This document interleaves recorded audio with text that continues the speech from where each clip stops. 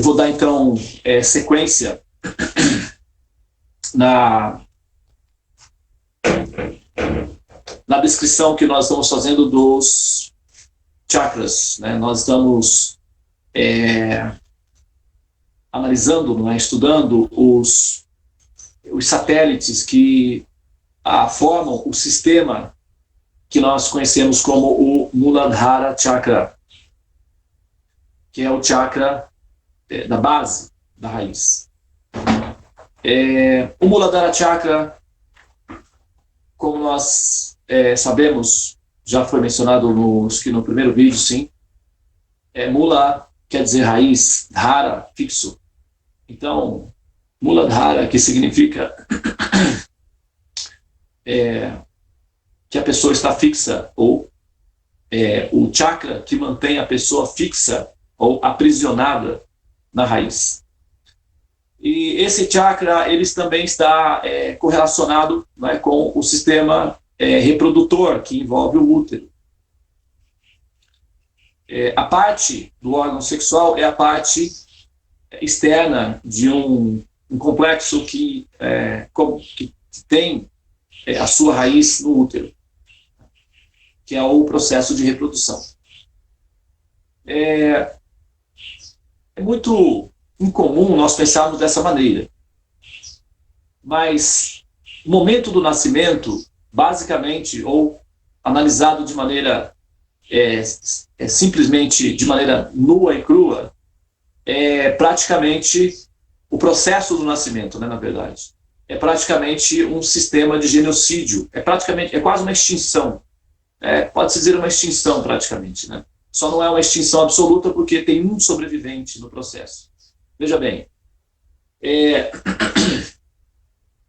o ser humano, tanto o homem quanto a mulher, possuem reservatórios são abrigos para outros seres humanos. Por exemplo, é o que nós chamamos de útero, né? Não é entendido como útero, a nomenclatura, né, científica não descreve dessa maneira, mas como metáfora pode ser aplicado. O homem, né, possui um útero, uma espécie de nanotecnologia, e nesse útero masculino são preservados de 450 a 500 milhões de bebês, né? O testículo masculino é uma incubadora, que é uma reserva, né? Um celeiro de bebês, só que eles ficam ali adormecidos, né?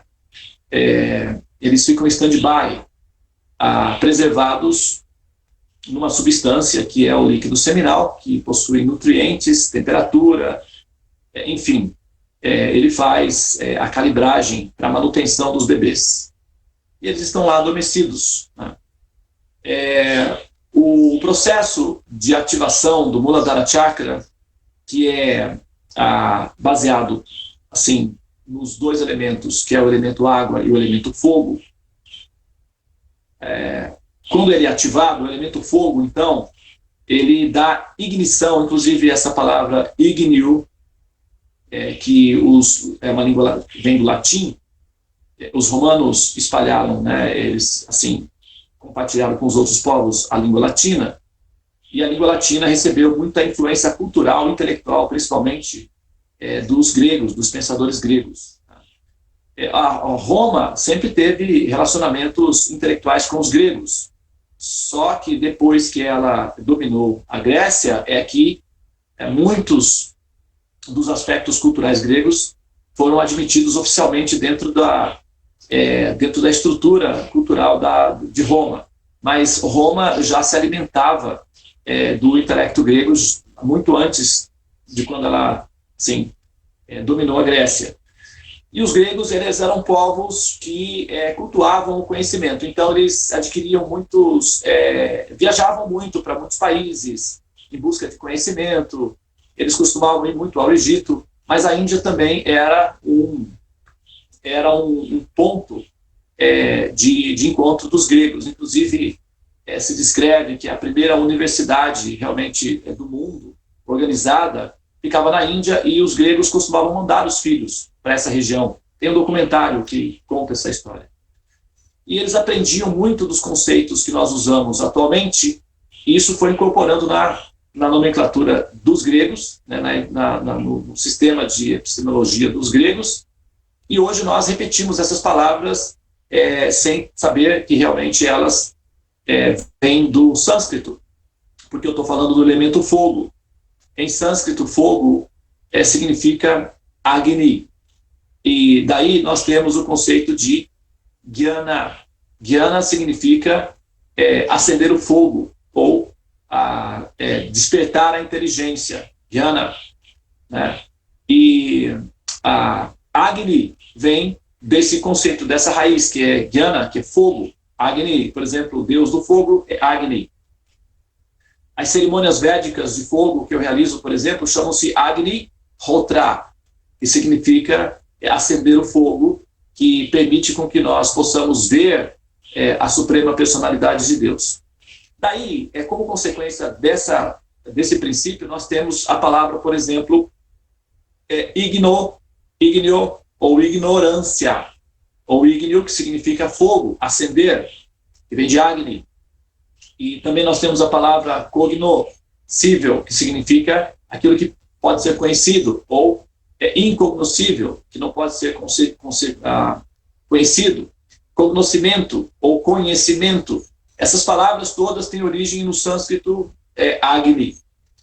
Então, o elemento que proporciona conhecimento, que é o fogo, é ativado, e nesse momento os hormônios, né, os líquidos que produzem o êxtase erótico, são assim pressionados, e os bebês que estavam adormecidos em uma certa temperatura se sentem na obrigação, né, de fugir, ou são expelidos nesse momento, e a partir de então começa-se uma corrida desenfreada pela sobrevivência.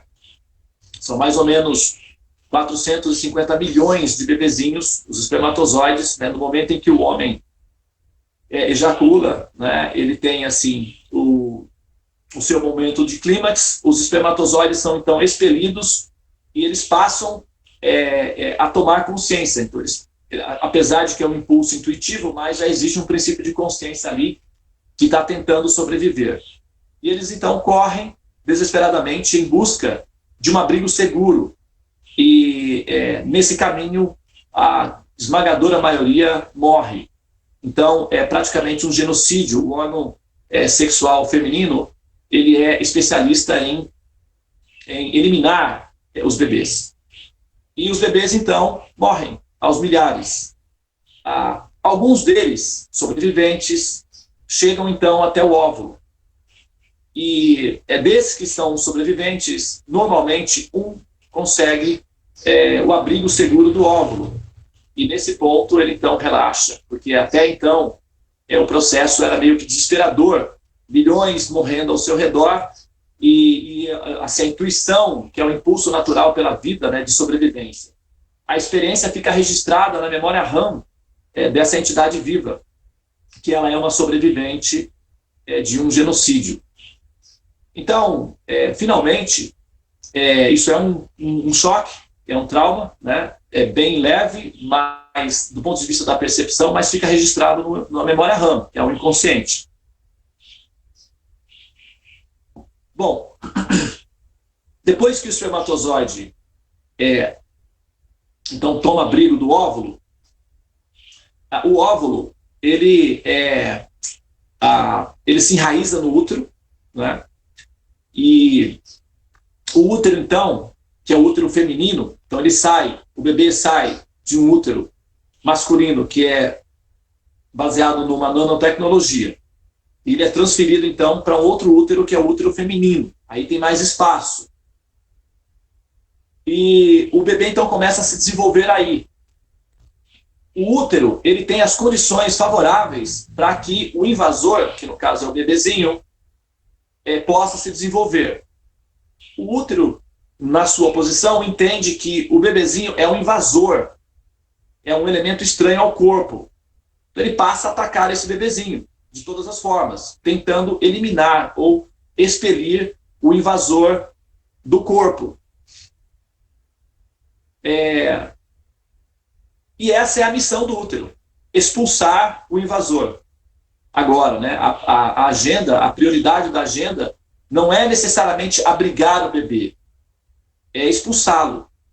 Então, o bebê está ali recolhendo assim, nutrientes do corpo. O corpo entende que isso é perigoso e tenta expulsar o invasor. Se o útero tiver sucesso na missão, a mulher pode abortar nos primeiros dias, nas primeiras semanas, ou em alguns meses.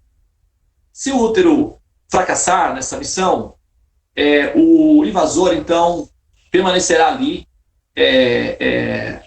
colonizando a área por um período, até que, então, o útero reunirá forças para finalmente conseguir definitivamente se libertar do invasor, e aos 9 meses ele, então, será convidado a se retirar, assim como os britânicos foram convidados a se retirar da Índia depois de 100 anos de colonização, ou outros países também, né?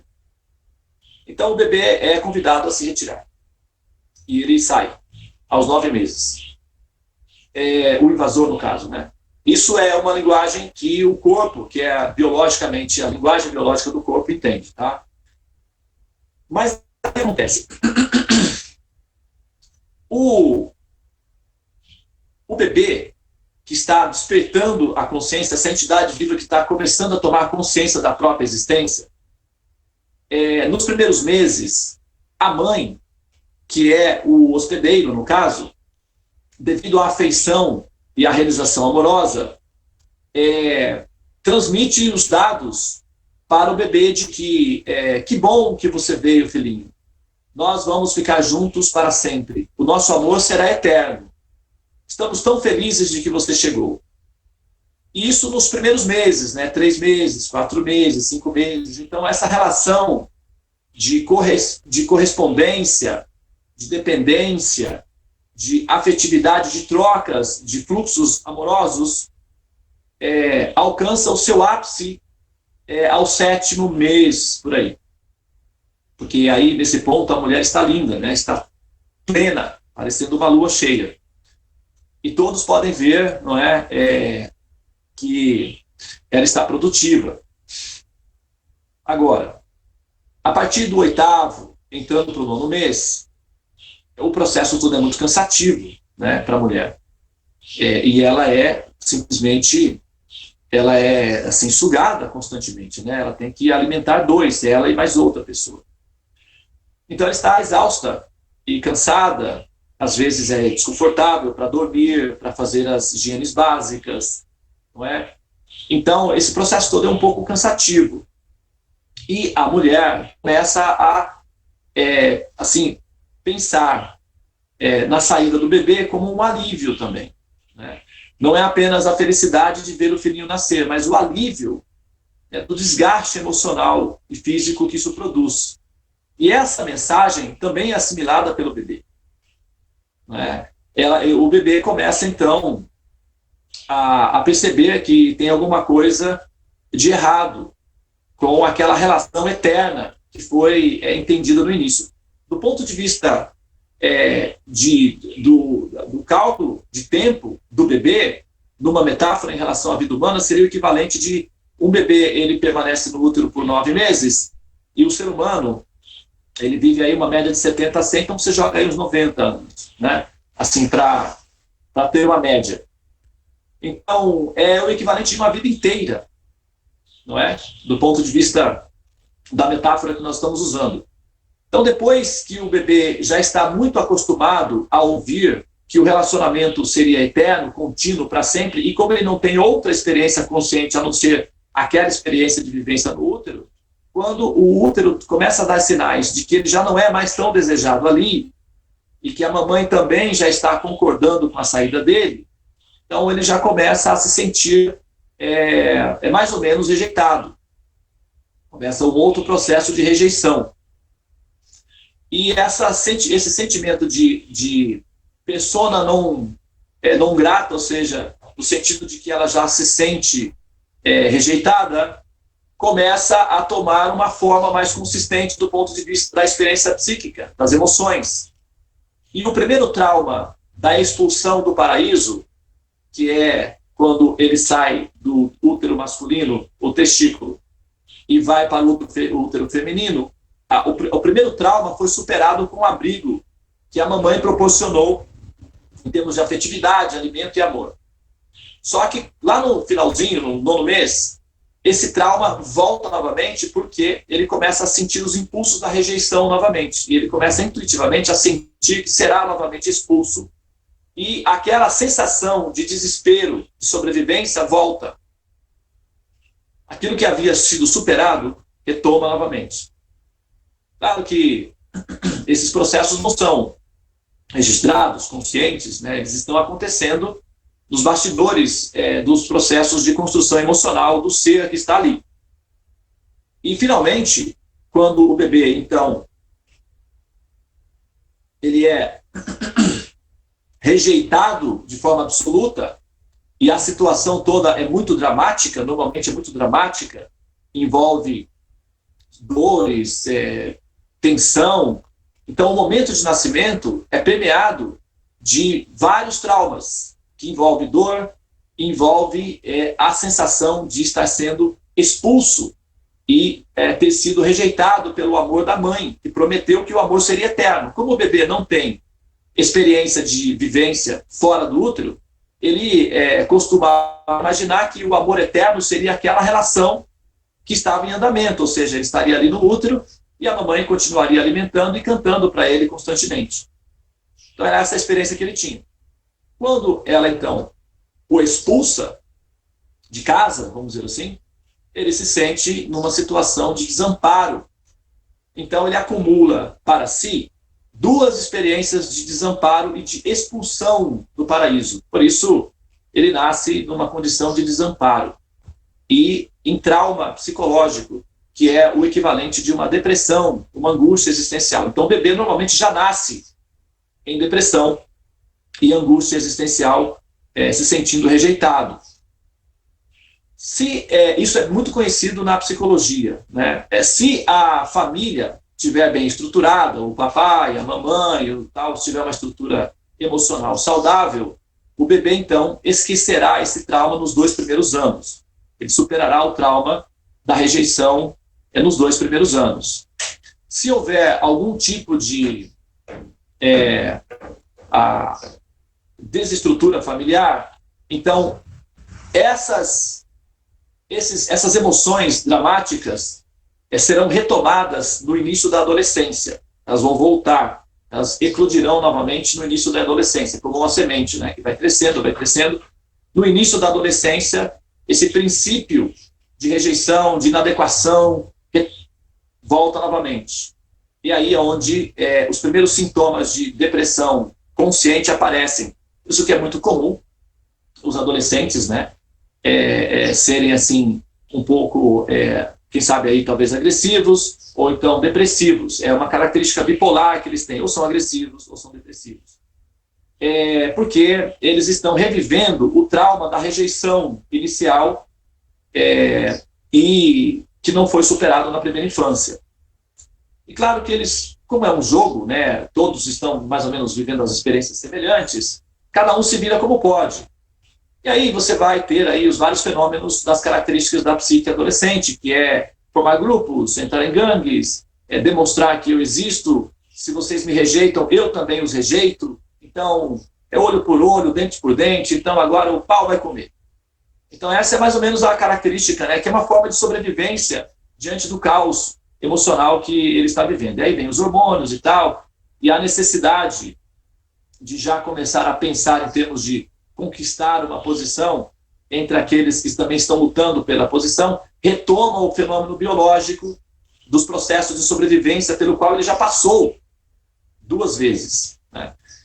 Então esse trauma, se a gente pega, por exemplo, aí, a história da humanidade, de 200 mil anos, né, de processo de desenvolvimento histórico do processador, que é o cérebro e o intelecto humano, né?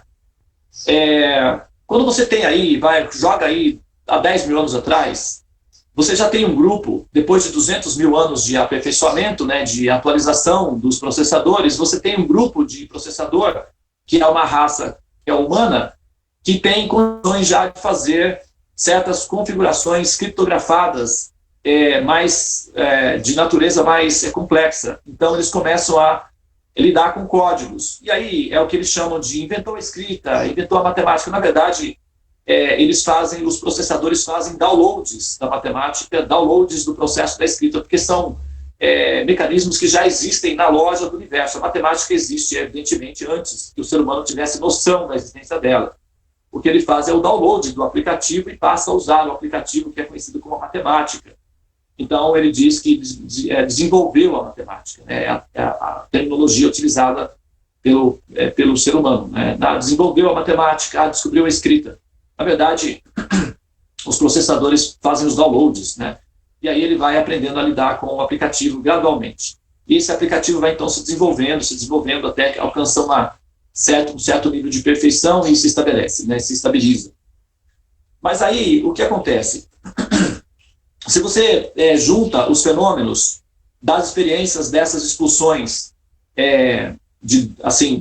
dentro de um processo histórico de 200 mil anos, você acumula esse pacote de experiência, no final, quando você tem um grupo de intelectuais considerando o sentido da existência, eles vão chegar à seguinte conclusão a respeito do princípio da existência.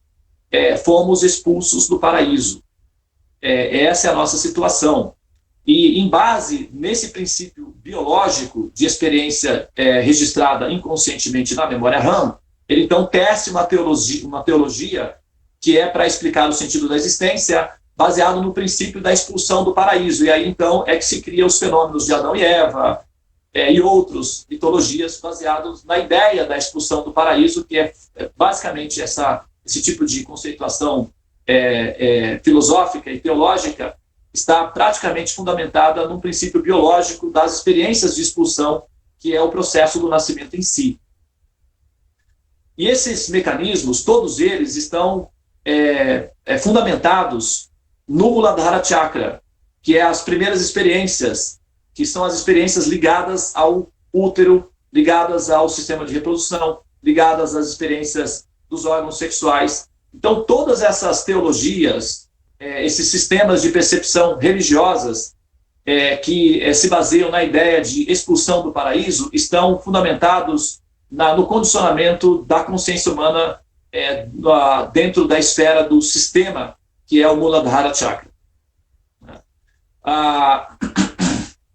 O sistema védico, ele, por ter a noção de que esse fenômeno psíquico está em andamento, ele tolera, evidentemente, né, que se desenvolva esse tipo de psicologia, até de filosofia, mas também ele considera, né, que os processos são contínuos e a evolução continua, então ele também apresenta outros tipos de conclusões, chamados siddhantas, que levam em consideração que essa fase do Muladhara Chakra será superada em algum momento, e é nesse ponto que ele apresenta, então, as considerações que se chamam de Jnana Yoga, que é para os que já estão, que superaram esse nível de pressão, que é o Muladhara Chakra, e já conseguem pensar livres da pressão biológica e conseguem racionalizar o absoluto de uma maneira mais leve, mais livre das pressões biológicas.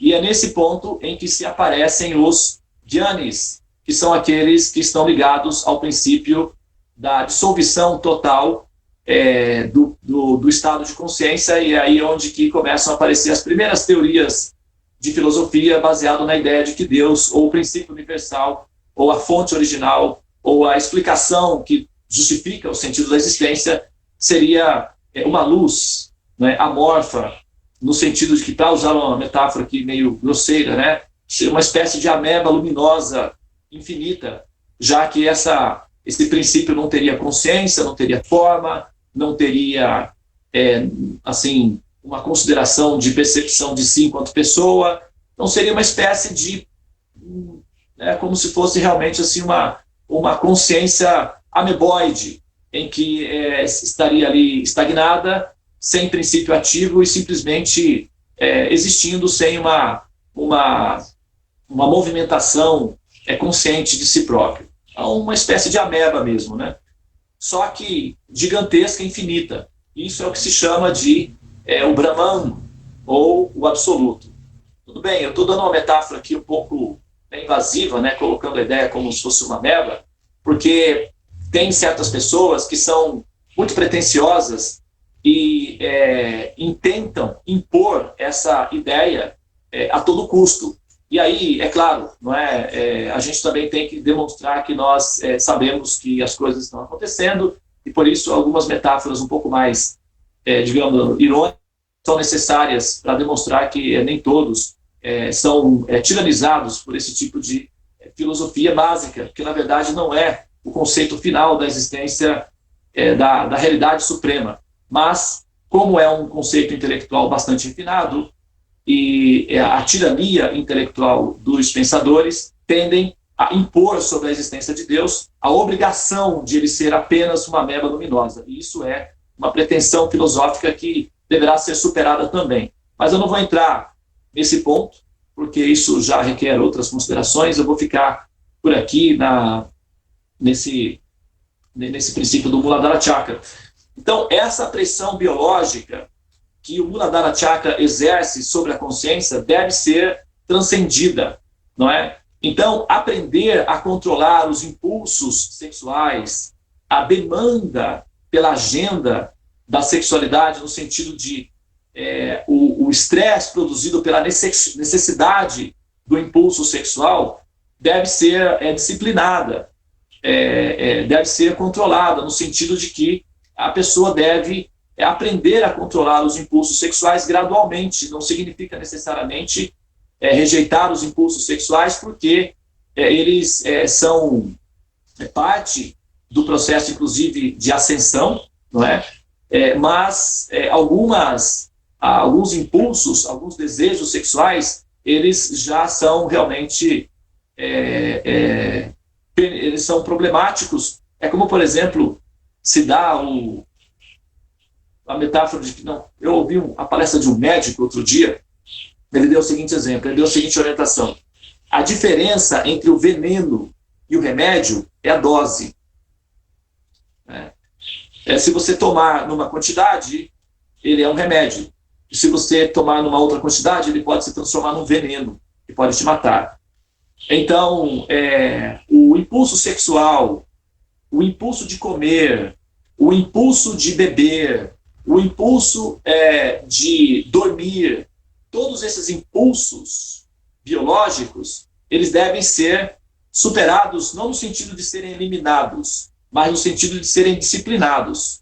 Então, todos os yogis, qualquer yogi, qualquer buscador ou qualquer jogador que queira superar a pressão exercida pelo chakra base, que é o Muladhara Chakra, deverá, então, aplicar princípios de autocontrole nas diferentes áreas. É como jogar xadrez, você tem que mover várias peças para criar um sistema de ataque e conclusão da sua jogada.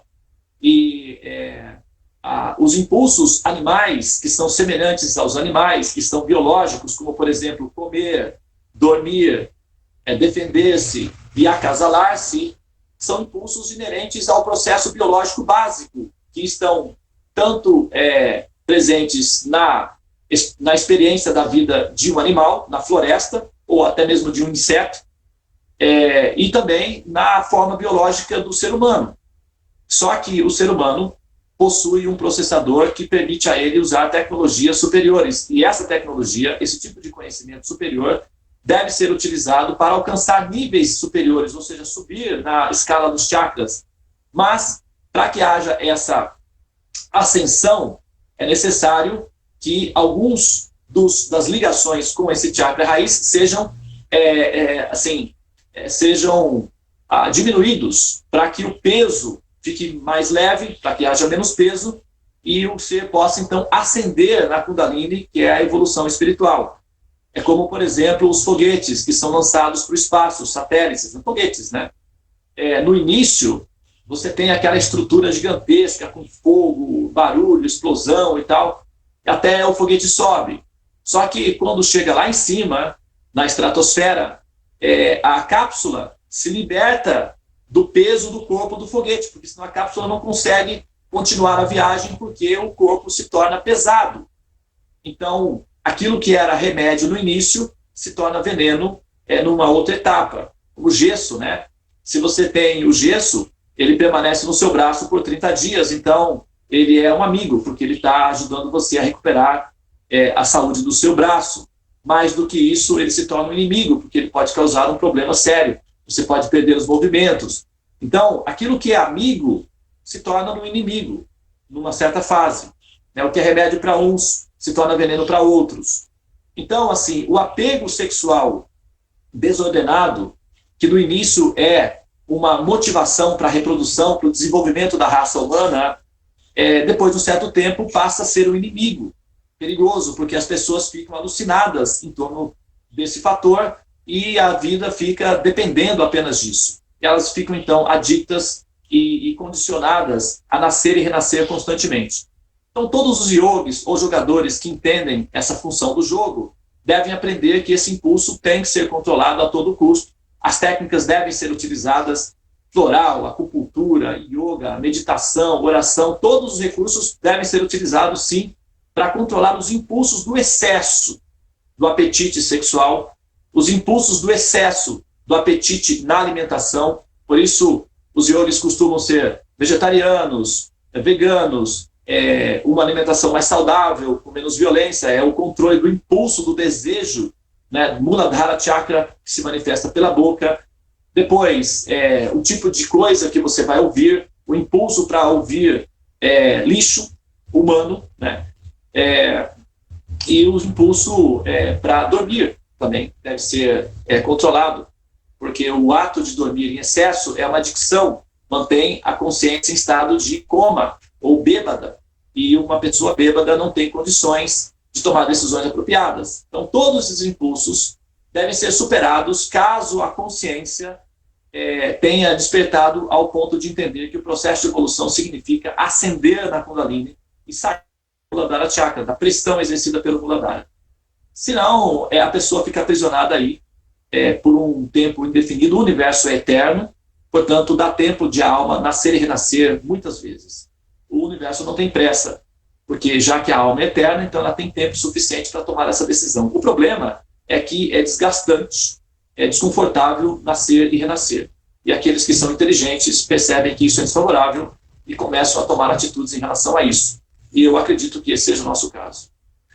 Muito bem, então eu vou parar por aqui. Se alguém quiser fazer algum comentário, alguma pergunta.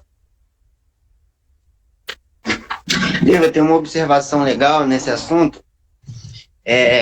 Você falou que existem dois tipos de pessoas, aquelas que ainda estão presas aos processos do Muladhara Chakra e aquelas que conseguem elevar um pouco a consciência para os chakras mais superiores, né? E existem duas maneiras da pessoa morrer. Às vezes, quando a pessoa morre, ela defeca, já percebeu? Sim. Porque a alma ela tem duas maneiras de sair. Às vezes ela sai pelo Muladhara, mas quando a pessoa consegue elevar, a alma sai pelo chakra coronário. Exatamente. Então, eu acredito que sejam esses dois níveis de consciências, né?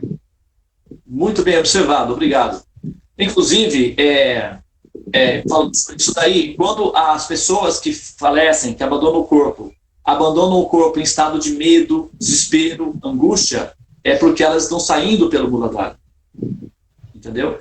O Muladhara, ele registra as experiências dos traumas, dos medos produzidos pela sobrevivência da extinção em massa, pelo qual ela passou 2 vezes. E quando ela não conseguiu superar a pressão do Muladhara, ela permanece presa e ela abandona o estado de aprisionamento no Muladhara.